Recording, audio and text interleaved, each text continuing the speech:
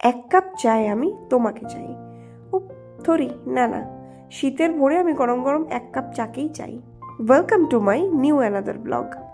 দেখো সকাল সকালই আজ চলে এসেছিলাম একটু ছাদ বাগানে, আর এসেই মনটা খুশি হয়ে গেল, কারণ দেখলাম গাঁদার কুড়িগুলো খুব সুন্দর ফুটে উঠেছে, আর এদিকে লেবু গাছটাও বেশ বেড়ে উঠেছে।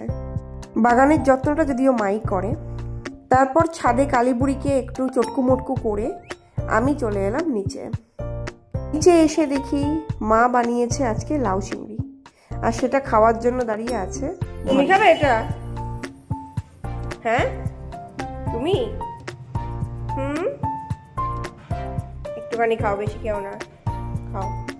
তারপর স্নান করে এসে ফেস প্যাক লাগিয়ে কিছুক্ষণের জন্য হয়ে গেছিলাম ভূত। প্যাক রিমুভ করে চলে গেছিলাম পড়াতে, কারণ আমার দুপুরবেলা ছিল পড়ানো। তারপর দুপুরের মিঠে রোদে পায়ে পায়ে পৌঁছে গেলাম স্টুডেন্টের বাড়িতে। স্টুডেন্টের বাড়িতে পৌঁছে শুনলাম স্টুডেন্টের মুখে সে নাকি কার্তিক পুজোয় ভূত দেখেছে, সেই আনাড়ি গল্প। ভূতটা আর কি দেখেছ? তারপর পড়ার শেষে তাকে টাটা দিয়ে চলে এলাম বাড়িতে। চলো টাটা।